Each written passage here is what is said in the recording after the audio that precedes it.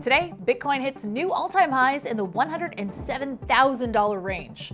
MicroStrategy is set to join the NASDAQ 100 index, and Todd Ruoff of Autonomys discusses his expectations for Bitcoin ETFs next year after their explosive 2024.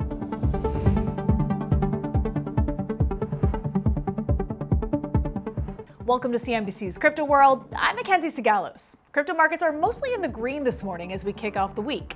By noon Eastern, Bitcoin notched another record high, this time above $107,000. It's up more than 3.5% since yesterday. Ether also climbed 1.33%, nearing $4,000. Meanwhile, Solana lost 1.5%, was trading at $218. Okay, let's talk about the top stories. MicroStrategy is joining the NASDAQ 100 index. Now, this index includes the 100 largest non-financial firms trading on the tech-focused NASDAQ. MicroStrategy's addition means that the stock would be automatically bought by heavily traded ETFs, like Invesco's QQQ, which tracks the index. MicroStrategy's Michael Saylor joined CNBC's Money Movers this morning, reacting to the news. Well, it's enormously legitimizing for Bitcoin as the asset class, for the entire crypto industry, and of course for MicroStrategy, since we're the largest holder of digital assets in the world right now. 100's a magic number. We've now got more than $100 billion of open interest in our options market. We've got more than $100 billion market cap. We've got more than 100% volatility. We've been running 100% ARR for the past 4 years. And we're holding $46 billion worth of Bitcoin right now that's up 150% year to date. So I just think it's a tremendous milestone for us. The firm was originally known for selling software, but since 2020 has built a reputation on Wall Street as a Bitcoin proxy by adding the currency to its balance sheet, often through leverage by issuing convertible notes. Now, the addition to the NASDAQ 100 index will go into effect December 23rd, and this morning the company announced yet another $1.5 billion Bitcoin acquisition, bringing its total holdings to around 439,000 Bitcoin. As of noon, shares of the company were up 5%. Now, year to date, it soared nearly 580%, far outpacing Bitcoin's return of around 150% during that same period. Next, Coinbase is being sued for more than $1 billion for delisting a token. BitGlobal Digital, the issuer of WBTC, filed a lawsuit Friday, alleging that Coinbase delisted its product to promote its own version of wrapped Bitcoin, CBBTC. Now, the filing points out that the decision to delist WBTC in November came just 2 months after its version of the product was announced. The filing also says that the meme token Pepe passed Coinbase's standards 6 days before WBTC failed them. Coinbase's chief legal officer, Paul Graywall, took to X the day of the filing, saying that when an asset no longer meets our listing standards, we will drop it. When another asset can meet or exceed market requirements without sacrificing those standards, we list it. Finally, Ripple just announced that its stablecoin, RLUSD, will launch on Tuesday. The company said in a release this morning that the dollar-denominated stablecoin will be available on some global exchanges starting December 17th. Now, those include Bitso, Uphold, MoonPay, and CoinMeta, before hitting additional platforms in the coming weeks. Now, notably, the listed exchanges don't include Coinbase or Robinhood at this time. The launch comes after the New York Department of Financial Services gave Ripple regulatory approval roughly a week ago.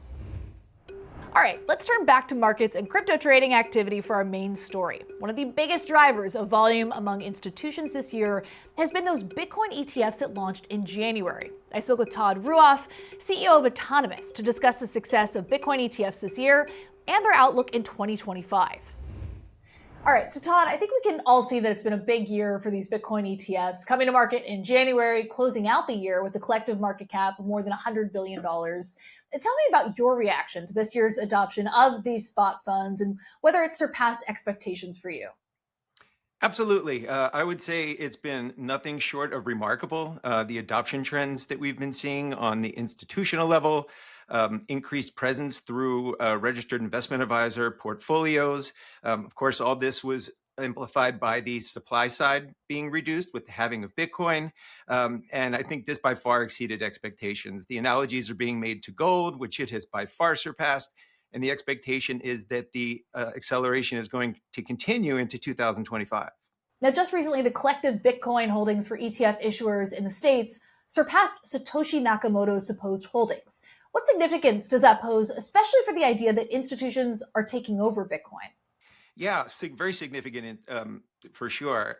The inflows have just been remarkable. It's been almost a year now since the Bitcoin ETFs launched in January of 2024.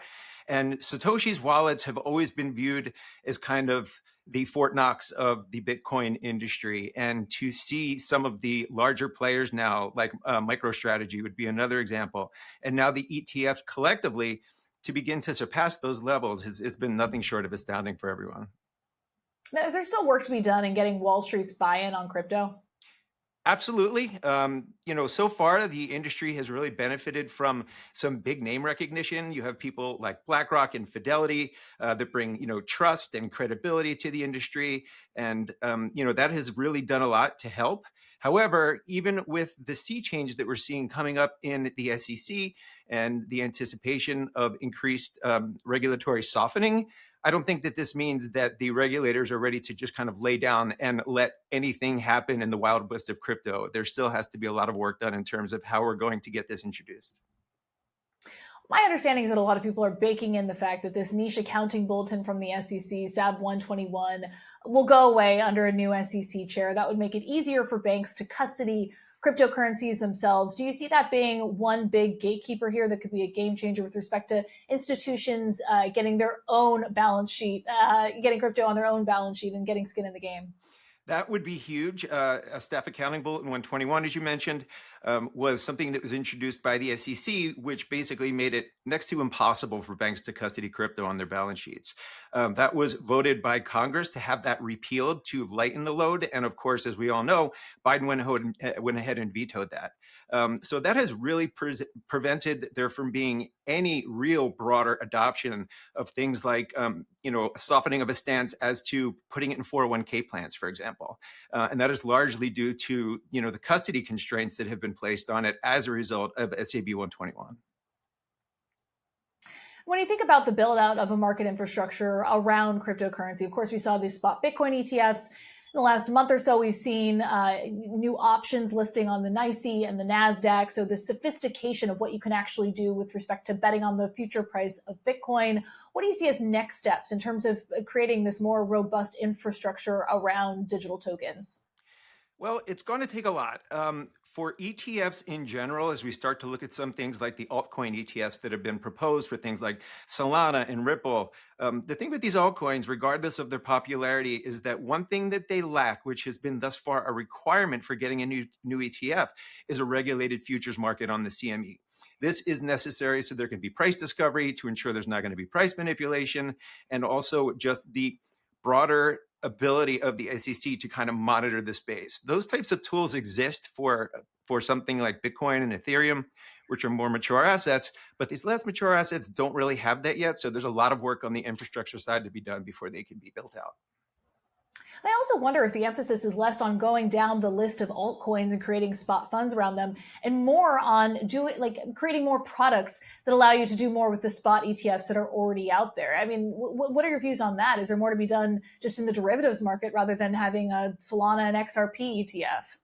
Yeah, there surely is.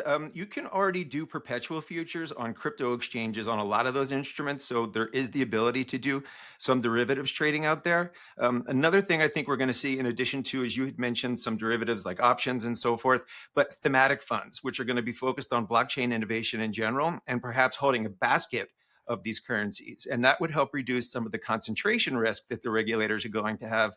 Because as we know, a lot of these altcoins have very significant holders in pockets, much like Satoshi is the largest holder of Bitcoin prior to the ETF explosion.